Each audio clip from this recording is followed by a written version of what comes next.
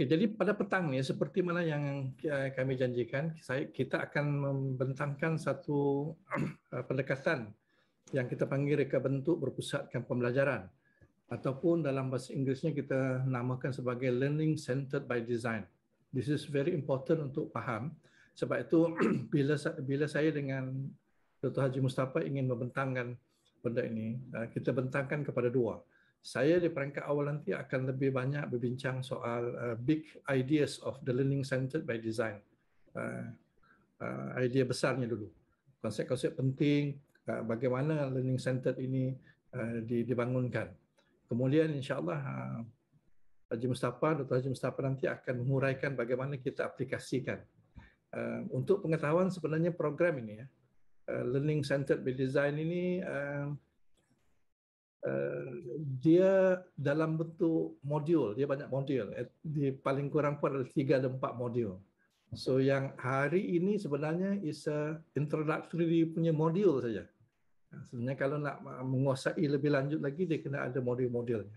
Itu nanti tak apa, nanti kita akan bincangkan seterusnya nanti ya. So kenapa reka bentuk berpusatkan pelajaran ya? Saya nak bagi latar belakang yang ini dulu, kena faham konsep ini.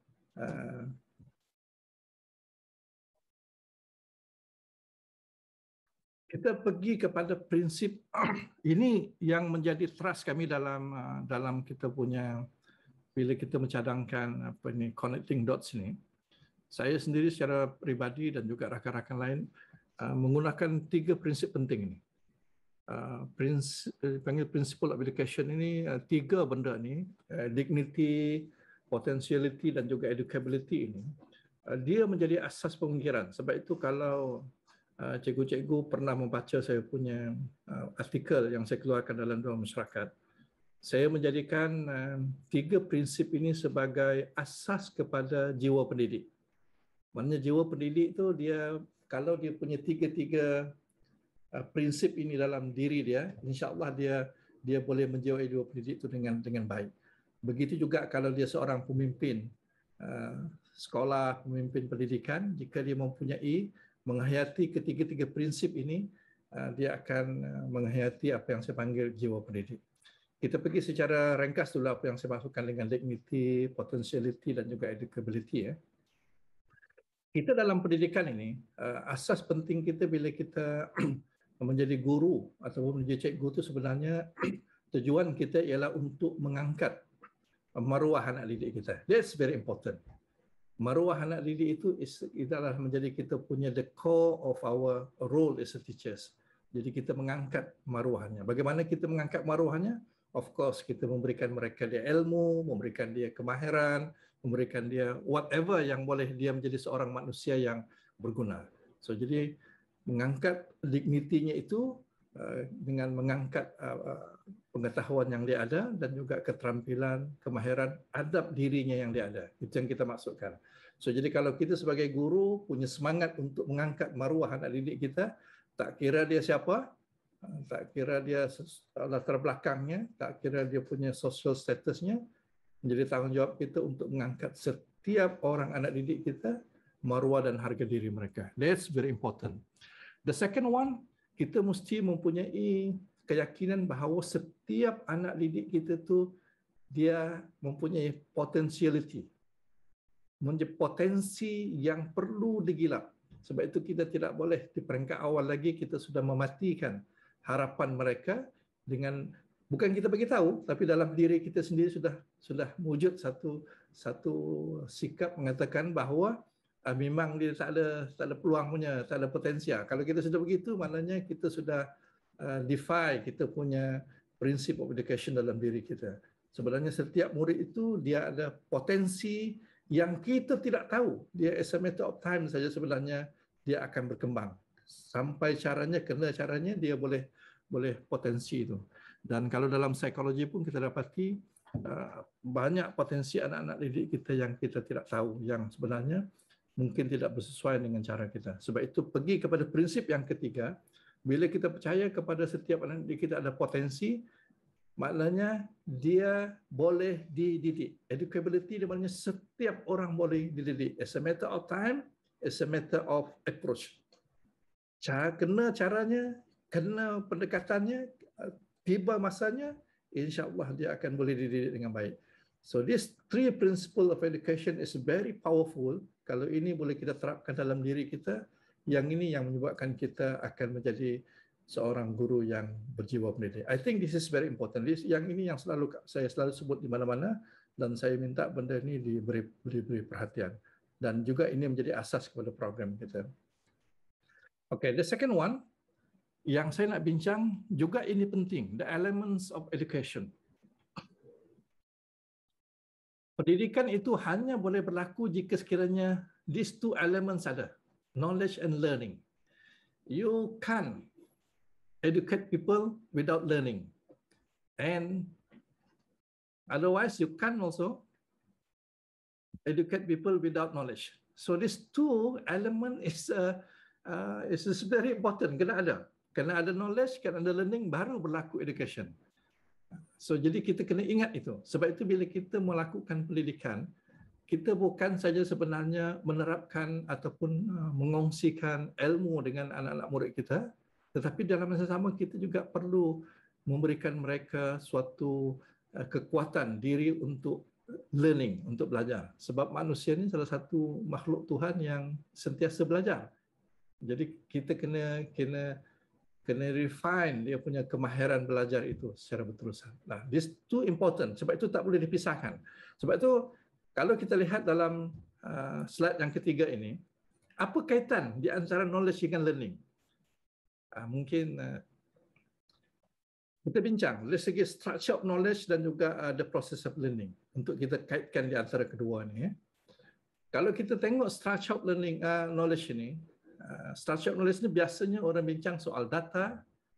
Daripada data yang tidak punya makna itu, makna yang tidak diberi maksud, kita beri maksud kepada dataan. Punya data yang kita kait-kaitkan menjadi laporan tahunan, data statistik menjadi laporan kewangan kepada seorang akaun. So jadi information dia menjadi data yang digabungkan, dia menjadi information. Information ini kalau kita tengok ada warna-warna itu menunjukkan dia very contextualized. Sebab itu walaupun dia contextualized menjadi laporan kewangan, dia okey, dia very structured di situ. Tetapi kepada orang lain yang tidak ada kaitan dengan laporan kewangan itu tidak ada makna pada dia. Dia hanya bermakna kepada orang yang ada kaitan dengan laporan itu. So, jadi maknanya information ini dia boleh dikumpul banyak berdasarkan data-data, tetapi kadang-kadang dia tidak memberikan makna kepada orang itu. Contoh yang paling mudah, komputer. Komputer have a lot of information dalam dia punya dia punya disk drive itu kan, ataupun tetapi komputer tidak pernah komputer dia tidak pernah menganggap itu sebagai a meaningful information kepada dia. Dia hanya jadi storage saja. Jadi kalau kita anak-anak kita hanya setakat storage tidak sampai. Ini hanya di peringkat acquire. Sebab itu dari segi process of learning dia hanya acquire the data dan juga acquire the information. Tetapi yang paling rigorous is a human ialah sebenarnya di peringkat yang tengah tu. The meaning making process. Yang ini sebenarnya yang perlu diberi perhatian. So macam mana kita boleh kaitkan benda tu? All the information in our mind dan juga yang kita tahu tu kita connect. Sebab itu kekuatan manusia itu dia sentiasa connect. Dan yang bermakna inilah sebenarnya yang menyebabkan pembelajaran itu akan terus berlaku. Sebab itu kalau kita sebagai guru, kenapa kita mengatakan pengetahuan sedia ada? Pengetahuan sedia ada itu maknanya pengetahuan yang bermakna kepada dia. Bukan maklumat yang dia ada. Maklumat yang dia ada mungkin ada tapi tak bermakna, tak guna. Yang penting pengetahuan yang bermakna kepada dia. Itu yang bila kita pengetahuan sedia ada itu yang bermakna. Sebab dia berasalkan pengetahuan bermakna itu yang dia akan boleh learn a new thing. They connect a new thing. So jadi saya rasa dalam proses of learning, kalau kita kait dengan structure of knowledge, this is the part that's very rigorous and very powerful. Sebab itu kalau kita boleh menghasilkan anak murid yang boleh the meaning making. Sebab itu dalam pendekatan Constructivism itu dia menekankan kepada bagaimana the meaning making ni kita sebagai guru tak boleh beri makna kepada murid. Murid itu yang kena develop dia punya understanding dan dia punya meaning. Sebab itu pendekatan behaviorism itu dia banyak kepada acquire the information part. Tapi pendekatan constructivist ni banyak menekankan kepada knowledge. Dan lebih jauh lagi, dia bukan setakat faham, understand. Tetapi kalau kita tengok yang ke sebelah kanan itu, the process of learning itu dia dipanggil transfer. Transfer di sini maknanya how you apply the meaning yang you ada dalam knowledge itu untuk dikaitkan dengan benda lain dalam kehidupan dan sebagainya. So the transfer ni, dari tengok gambar aja tu, ini dalam problem solving berlaku transfer. Maknanya kita apply the knowledge yang kita tahu itu. Dan dia ada dua jenis apply. Transfer ni yang detailnya nanti kita akan bincang kemudian lah. Yang kita panggil insight dan juga wisdom. Insight ini dia dipanggil near transfer. Maksudnya near transfer ni kita boleh selesaikan masalah yang ketika itu. Very dekat dengan kita. Anak murid kita menyelesaikan masalah matematik dan sebagainya. Tetapi kepada seorang yang punya knowledge, yang meaningful knowledge kepada dia, dia boleh transfer, dia boleh apply the knowledge itu kepada yang dipanggil far transfer. Dia tengok far transfer tu, dia ada big picture. Dia boleh kaitkan all the knowledge itu. Yang ini selalunya orang yang punya pengalaman, guru yang berpengalaman, even orang-orang tak semestinya dia pendidikan tinggi, tetapi dia pengalaman hidupnya menyebabkan dia punya wisdom. A wise man. Wise man ini dia mempunyai apa dipanggil far transfer dari segi knowledge yang dia ada. So jadi kalau kita tengok ini kaitan-kaitannya. So jadi kita dalam proses of learning sepatutnya kena aware this thing. Sebab itu kita menekankan the meaning making dan juga the transfer. Setidak-tidaknya ada near transfer, kalau tidak pun kepada far transfer, yang paling dekat anak murid kita menyelesaikan masalah dalam pembelajaran dalam kelas ataupun dalam kehidupan dia sebagai anak murid. I think this is the kaitan. Just untuk think. Sebab saya knowledge yang kita kena education, knowledge dan juga learning itu, ini dia punya kaitan yang kita cuba kaitkan dan dua benda ni tak boleh diasingkan. Now, the third one, the third slide ini saya nak cuba kaitkan bagaimana knowledge dan learning ini menjadi komponen penting dalam education dan juga schooling. Ada orang menganggap schooling ini is education, is a part of education. Education is sampai kita mati pun education boleh berlaku. Sebab itu kalau kita tengok education ni boleh berbentuk informal yang berlaku di rumah kita. Ibu bapa kita memberikan kita pendidikan informal. Kita banyak belajar tentang nilai, tentang psikologi, tentang perasaan kita, ibu bapa kita banyak. Tetapi bila kita pergi sekolah berumur 7 tahun ini, sampai umur 17 tahun ini kita sudah ada formal education. Ada kurikulumnya, ada kaedah mengajarnya, ada masa dan sebagainya. Dan kalau kita boleh ganjakkan sedikit sampai ke universiti, kalau universiti kita boleh anggap sebagai schooling, maknanya daripada umur 7 tahun di Malaysia ataupun 5 tahun kalau di tadika tu, sampai 23 tahun ni kita menghadapi apa yang dipanggil formal education. Tetapi formal education ini ataupun schooling ini tidak berhenti di sini. Dia boleh berterusan kepada non-formal. Non-formal ini macam hari inilah contohnya. Hari ini dia tak ada kurikulum, tak ada apa, tapi kita belajar. Yang ini banyak berlaku dalam selepas kita bersekolah ataupun selepas universiti. Banyak non-formal. So, jadi maksudnya education ini dia berterusan, tetapi schooling ni hanya di sini. So, jadi kalau kita lihat ini, knowledge tadi saya ambil sebagai kita boleh dapat knowledge melalui acquired ataupun experiential knowledge ya. Seperti yang saya sebutkan tadi, yang menjadi berterusan ini ialah learning. Sebab itu kalau kita tengok learning di peringkat awal ini, dia learning to learn. Bila kita berada di rumah ataupun di sekolah kita ya, formal, sepatutnya kita kena berikan kekuatan kepada anak kita untuk belajar untuk belajar, cara belajar.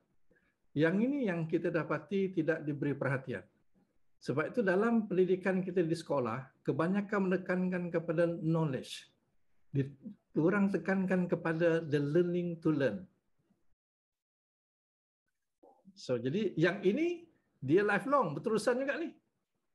Apabila sudah dewasa, sudah keluar daripada universiti, kebanyakan apa yang kita lakukan, kita banyak learn, kemudian kita unlearn, kita relearn. This proses berterusan. Tetapi ini hanya berlaku dengan baik kalau kita punya kekuatan learning to learn ini. Dan kebanyakan kita banyak belajar benda ini selepas kita sekolah atau selepas masuk universiti, keluar dari universiti, sampai kita kata, Allah, benda ni aku tak belajar pun di sekolah, aku baru belajar sekarang. So maknanya this is very important, learning to learn kita tekankan. Nah, kenapa saya berikan gambaran ini? Sebab semua pendidikan di dunia, ya, sistem pendidikan kita, dia ada knowledge dan learning. Apabila sistem persekolahan itu, dia punya entry point kepada knowledge, bermaknanya dia content centered.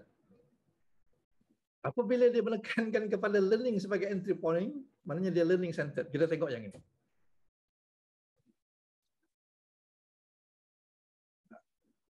Ini beza di antara content centered design dengan learning centered design.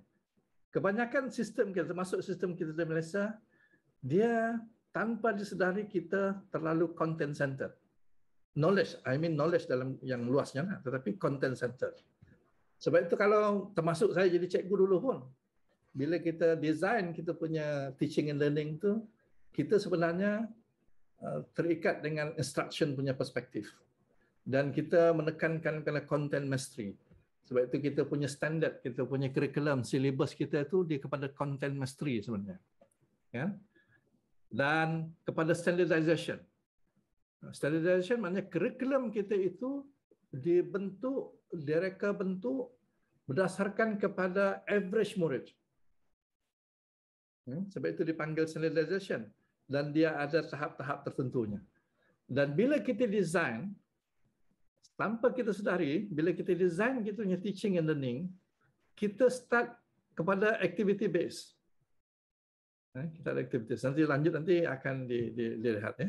Dan juga kepada time bound. Kita ada jadual waktu 30 minit, 40 minit dan berdasarkan subjek. Saja, ya. So semua kita terikat dengan content centered ini. Sebab itu quite difficult nanti saya akan bincangkan juga, quite difficult untuk kita keluar daripada ini sebab keseluruhan sistem kita sudah terperangkap dengan content centered. Now, dia ada hand of design yang kita panggil sebagai learning centered. Learning centered ni balik kepada tadi tu, yang ini. Kita punya fokus is learning. Kita entry point kita learning, bukan kita nafikan content tu, tapi kita punya entry point. Kalau entry point kita knowledge, kita akan jadi content centered. Kalau kita punya entry point learning is learning centered.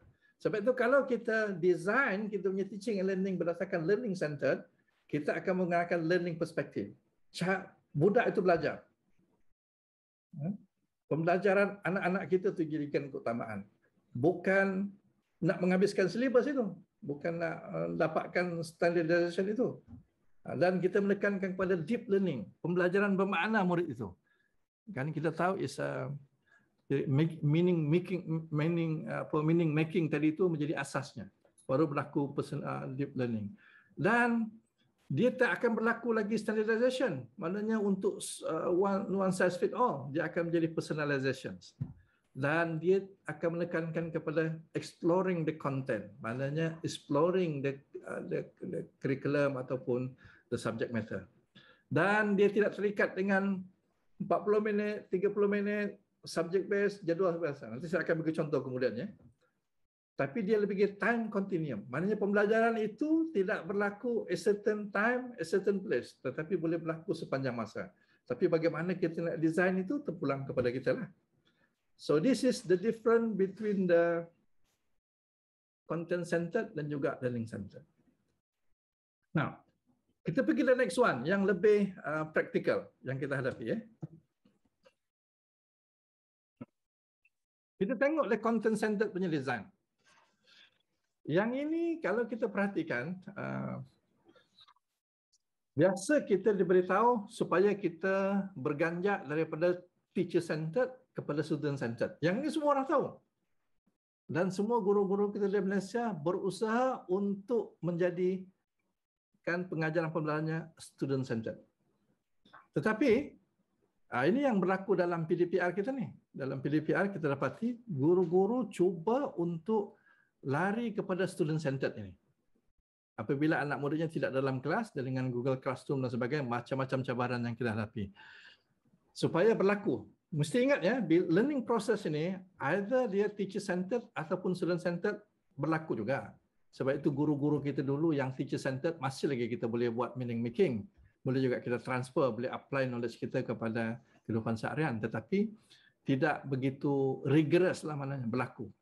Sebab itu bila kita berganjak kepada student centered itu, proses itu lebih powerful lagi kepada the meaning making dan juga transfer itu. Nah, tapi kalau kita menggunakan pendekatan content centered, kita menekankan subjek, menekankan kepada syllabus, menekankan kepada mata pelajaran macam mana kita nak habiskannya. Sebenarnya dilema guru-guru kita yang ada sekarang di Malaysia ni, termasuk untuk cikgu-cikgu yang ada di hadapan saya ini pun, sebenarnya dia berada dalam keadaan dilema. Dia tertarik, dia nak pergi kanan tapi ditarik ke kiri. Dia nak pergi kepada student centered tetapi dia tak boleh lepas dan akhirnya terheret juga kepada teacher centered. Dan kajian menunjukkan, this is through kajian, bukan mudah kepada guru, terutama guru-guru yang berada dalam satu sistem yang centralized seperti kita, dan juga kepada guru-guru yang beralam dalam dunia, dalam negara-negara di dunia yang macam dunia ketiga ni, dunia kedua, bukan di barat ya. Di barat dia banyak kepada decentralized dan juga budayanya begitu. Tetapi budaya sistem kita terlalu bergantung kepada guru ini menyebabkan quite difficult untuk kita lari kepada student center. Dan dalam masa yang sama juga kita punya mindset kita terikat kepada teacher center. Sebab itu tidak mudah untuk lari.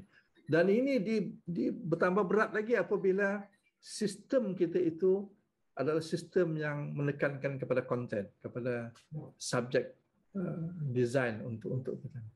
So jadi akhirnya guru-guru kita termasuk kita berada dalam, nak kata limbo tu boleh kata limbo lah, kadang-kadang dia ke kiri, kadang-kadang dia ke kanan. So sebab itu bila saya bincang dengan Haji Mus dan juga kita review beberapa literature, sebenarnya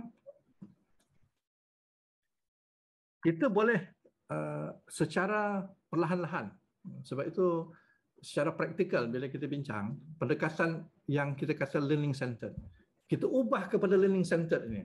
Learning centered ini kita tak menafikan teacher centered, tetapi bagaimana berdasarkan nanti ada beberapa perkara yang perlu kita ambil kira bila kita design kita punya learning learning centered design ini. Kita kena mengambil latar belakang murid kita, kita kena mengambil kira dipanggil the barrier of learning. Apa dia barrier dalam PDPR ni? Barrier of learning mudah saja. Murid tak ada connectivity, murid tak ada komputer, murid tak ada apa, itu di antara learning. Kemudian latar belakang keluarganya, di rumah pun dia tak boleh nak belajar, suasana pembelajaran tak ada kat rumah. So banyak benda yang menjadi learning barrier. Sebab itu bila kita design berdasarkan learning centered, bagaimana kita start learning centered ini, proses pembelajaran tu boleh berlaku dengan mengambil kira keseluruhan learning barrier ini. Jadi kita tak menekankan kepada konten. Konten itu menjadi supporting untuk memastikan learning centered itu berlaku, learning itu berlaku. This is the kind of thinking. Sebab itu saya telah sebenarnya beritahu kepada kementerian. Dalam proses PDPR ini, we should focus kepada the learning of the student, not the content of the syllabus itu. The content of syllabus itu is immaterial. Yang core mesti kemahiran pembelajaran mudah. Self-directed learning pelajar itu kena dibina. So jadi guru-guru tidak sekarang ni, saya tahu cikgu-cikgu kita amat terikat dengan nak menghabiskan syllabus, terikat dengan benda-benda yang menjadi syarat penting. Sedangkan kita tahu dengan keseluruhan learning barrier yang murid-murid hadapi itu almost impossible untuk kita nak pergi kepada the content system. Tetapi kalau kita boleh ubah suai the pembelajaran itu kepada the learning punya kemahiran, dan kita boleh design kita punya pengajaran pembelajaran itu lebih dinamik tanpa susah hati memikirkan apa konten yang kita nak bagi masuk. Sebab itu konsep exploring the content itu is very important. Nanti insyaAllah Haji Mus akan sambung. So jadi kita mencadangkan kita bukan nak get rid away teacher centered, tetapi kita secara perlahan-perlahan bergerak daripada kiri ke kanan. Kalau kita rasa teacher centered itu lebih powerful, go ahead dengan teacher centered. Dalam keadaan PDPR, go ahead kalau boleh. Kalau kita rasa berdasarkan kita ambil kira berdasarkan the learning barrier yang ada tu, kalau kita rasakan kita mix. Jangan susah hati dengan either student center atau jenis, sebab kita pergi sedikit. So ini lebih dinamik dan juga lebih fleksibel dari segi pengajaran, dan kita tidak terikat.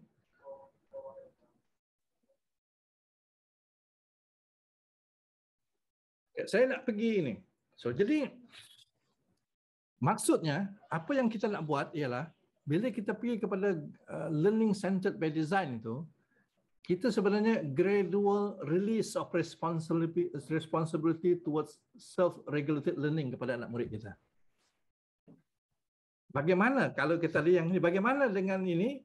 Sebenarnya kita nak membawa secara perlahan-lahan kepada responsibility of learning kepada anak murid kita.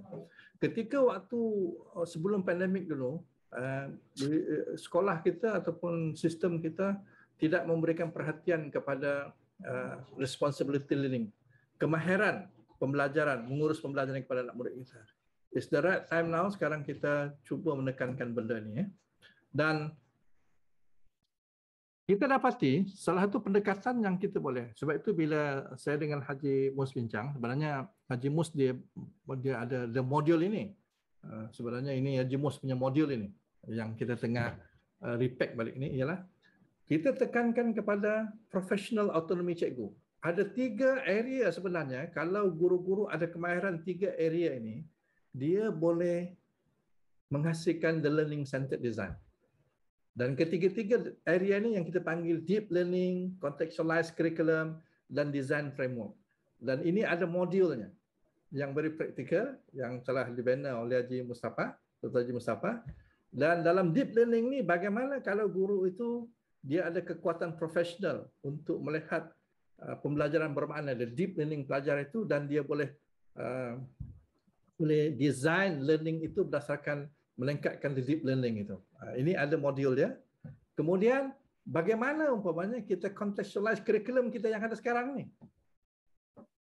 Sebab itu saya sebut tadi awal-awal, curriculum kita yang ada sekarang itu adalah curriculum yang telah di-pack berdasarkan kepada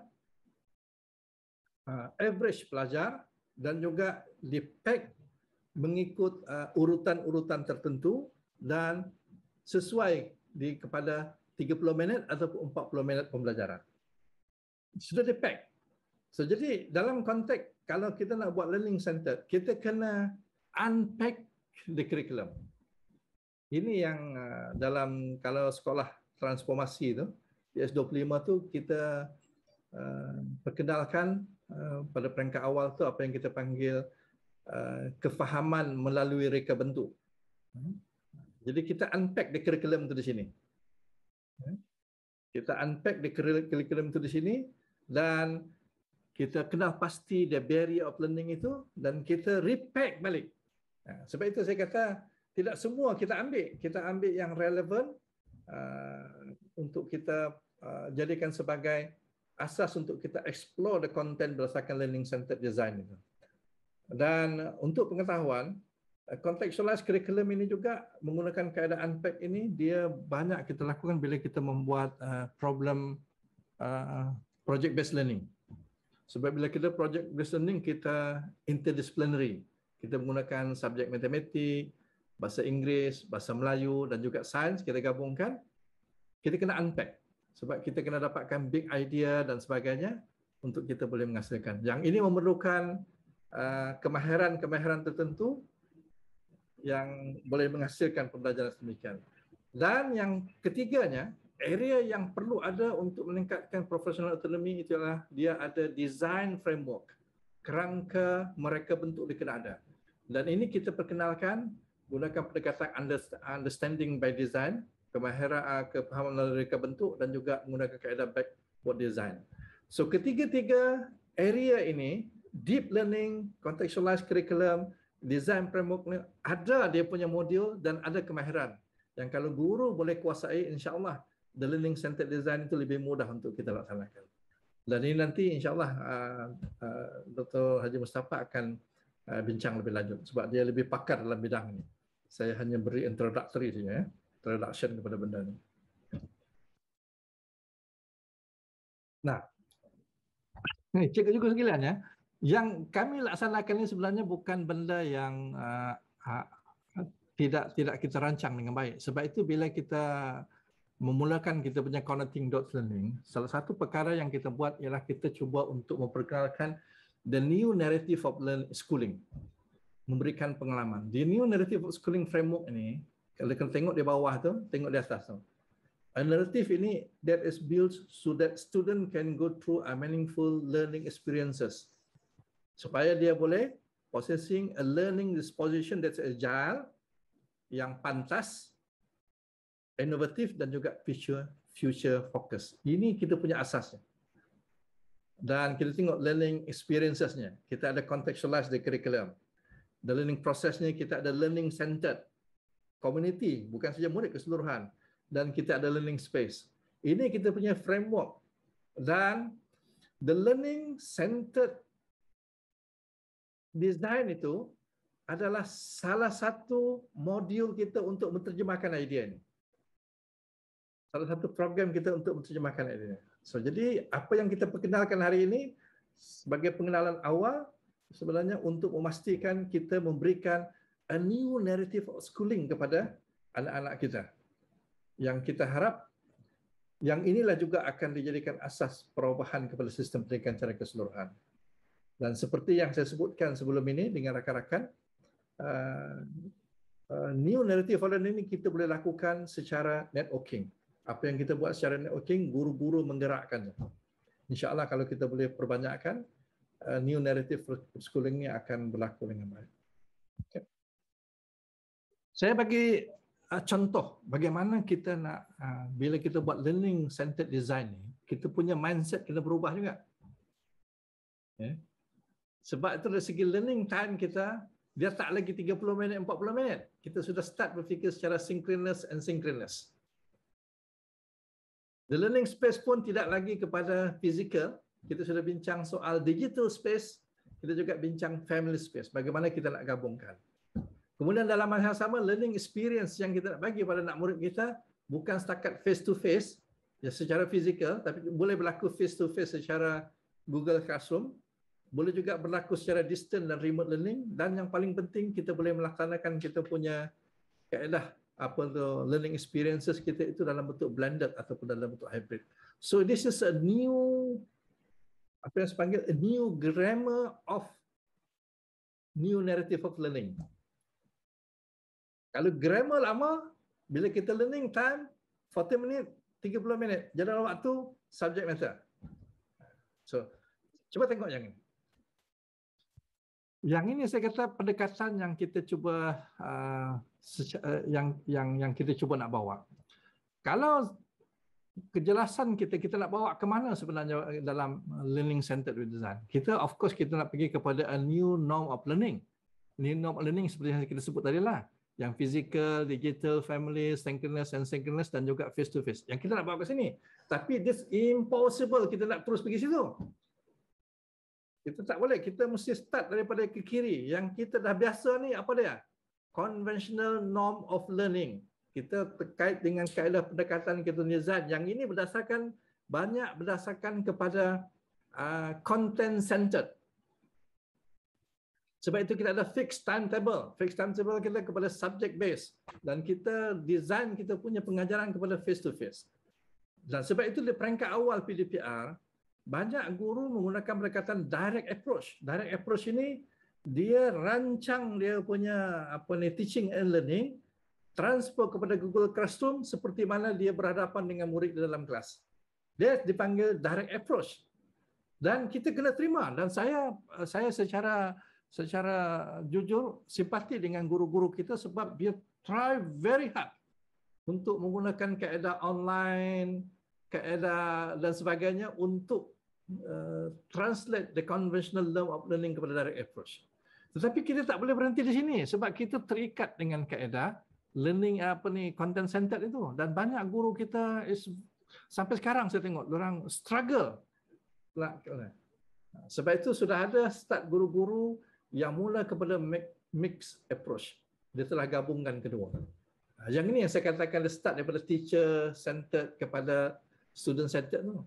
Dan akhirnya yang ini tak banyak orang boleh buat, tetapi inilah yang kita nak. The new norm, a new approach, a new norm of learning. Kalau ini berlaku, yang inilah yang saya selalu sebut PDPR kita selalunya ke arah ini sepatutnya.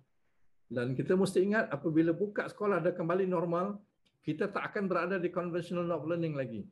Kita sudah akan mula apply the new norm of learning, bukan conventional. So jadi jangan terlalu jangan terlalu cepat nak ubah sebab murid kita banyak dia punya barrier of learning ni. Dia punya constraint-nya banyak. So, tapi kita kena faham ke mana kita nak bawa. Clarity-nya itu ialah ke mana kita nak bawa tu. Jangan bila kita tak clear, kita tak tahu ke mana nak bawa. Ini satu contoh, bila saya bincang dengan pengetua-pengetua dan juga ni, bagaimana kita nak terjemahkan dari segi penjadualnya dalam PDPR. Saya mencadangkan contoh, ini satu contoh saja bagaimana cara fikir menekankan kepada learning centered punya pemikirannya. Tengok di tahap 1 tu, sekolah rendah tahap 1, saya menekankan 30%-nya konten. Fokus kepada the learning centered-nya. Dia punya learning to learn itu, the kompetensinya. Bayangkan budak tahun 1 sekarang, saya pun tak tahu, saya dah baru 2 minggu, baru 3 hari yang lepas saya bercakap dengan Ketua Nazir di Jemaah Nazir di Kuala Lumpur. Saya minta kalau boleh kementerian start buat buat survey setakat mana pelajar-pelajar tahun 1 yang ada sekarang ni boleh membaca, menulis, mengira dalam keadaan beberapa bulan ini. Sebab itu masa dia tak payah lagi fikirkan soal 30-40 minit. Berikan autonomi kepada guru memikirkan sama ada secara sinkronus ataupun secara asinkronus. 2 jam, 3 jam. 3 jam pun dah banyak dah tu. Dalam keadaan sekarang ni dengan kita tak boleh nak pergi. Sebab itu, jangan start dulu dengan ini. Kalau kita rasa macam kalau di sebelah Tenom ataupun di sebelah di sebelah Pahang, di sebelah pedalaman di Kelantan, di Perak dengan orang asli itu. Kalau kita rasa yang cara without connectivity itu lebih berkesan, go ahead dengan cara tu. Tak payah pergi fikirkan dengan cara sinkronus, pening kepala kita saja. So jadi maknanya kita lebih fleksibel daripada segi caranya, tetapi yang penting balik kepada the competency, the learning to learn itu. Bagaimana kita boleh atasi itu? Jangan fikirkan soal konten. Konten itu hanya kita explore. Kita ambil konten-konten yang kita rasa relevan untuk kita. Dan kita boleh mix dengan konten-konten yang lain. Di tahap 2 tengok 50%. Dan tengok di sekolah menengah itu. Kenapa saya cadangkan 80%? Sebab kita tahu di sekolah menengah 4-5 ni ialah kelas peperiksaan. Dan pelajar-pelajar di kelas 4-5 ni dia sudah ada apa dipanggil kemahiran belajar. Pengurusan belajar yang baik. So jadi tak salah kalau kita menekankan 80% di situ. Tetapi di sekolah rendah, I don't think kita boleh pergi situ sebab kita lebih kepada learning to learn. Berikan dia kemahiran itu. Even di sekolah menengah rendah pun pada saya 60% saja. Ini saya punya cadangan lah. Fokus kepada the kompetensi, the learning part itu. Masa pun jangan terikat sangat dengan jadual itu. Sekarang ni kita terikat dengan jadual. So ini di antara cadangan-cadangan saya. Dan bila saya bincang, dia barulah boleh berlaku customization dan personalization. Sebab itu saya mencadangkan bila saya bincang dengan kawan-kawan di kementerian, saya kata inilah masanya berikan autonomi kepada PPD, autonomi kepada sekolah untuk design dia punya benda ni. Benda ni tak boleh kalau kita didesign di kementerian ataupun di GPN. Dia mesti design di peringkat sekolah. Sekolah saja yang boleh design seperti ini. So, dan ini memerlukan satu pemikiran dan kita kena start from somewhere, dan insya-Allah saya dengan grup dalam Connecting Dot ini try to promote this learning centered by design ni sebagai kita punya tool untuk kita merubah suasana ini. So this is the big picture yang saya cakap tu ya. InsyaAllah saya ulang balik supaya clear.